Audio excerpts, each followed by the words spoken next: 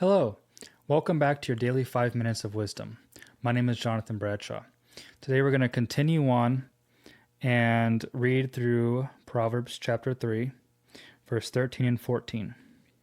Happy is the man that finds wisdom and the man that gets understanding, for the merchandise of it is better than the merchandise of silver, and the gain thereof than fine gold. I want to break off some lies in the kingdom, in Christianity. There's this lie that poverty is equated to holiness. And the more lack you have, the less money you have, the more holy you are. And this is a lie, and I break it off of you right now in Jesus' name. Jesus came to give us life and life more abundantly. That's in John 10:10. This is in every area of our life, our health, wealth, prosperity. I'm not someone who is preaching the abusive nature of the prosperity message that we've heard. If you give me money, $24 for 24-hour miracle. No, that's ridiculous. And that's not the Lord. I am here to reveal God's heart and his nature, because the Bible's very clear about this matter.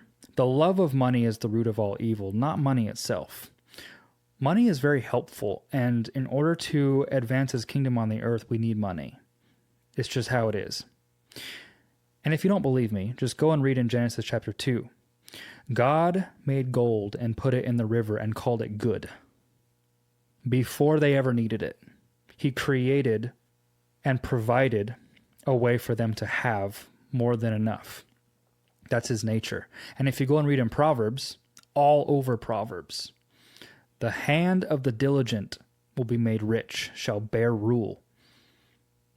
If you go read in Proverbs chapter 8, it talks about wisdom brings wealth, honor, riches. This is the nature of it. And this is why I am walking you through Proverbs, so that you can truly understand the quality, the worth of pursuing wisdom and not stuff. Because if you get wisdom, you get the stuff. Because wisdom is in him. Even in 1 Corinthians chapter 1, it says that Jesus is wisdom personified. Everything is in him. And he has abundant life for us. There's another lie that I want to break off. Time is money. Time is not money. That's a lie. Don't listen to that lie. The average man only lives to be about 75 to 80 years old. And for those of us that are healthy, we can live to be way longer. But we don't get more hours. We don't get more years. But when it comes to money, we can always get more money, but we can't get our years back. So time is infinitely more valuable and of more worth than money will ever be. So the secret to wealth is to stop trading your time for money. Because in Deuteronomy chapter 8, it says God gives us the power to create wealth. That's his nature. That's what he installs in us, is the power, the ability to create wealth. So wealth is created, it's not earned. I want you to get that. Wealth is created, it's not earned. This means as long as you're trading your hours for money, as long as you're working under other people, they are paying you for your labor, you will never create wealth. You may get more money, but not much. I think the richest people, like lawyers and all that, can make a lot, but they don't make generational wealth, and that's God's heart. Is a good man leaves an inheritance to his children's children. That's his heart.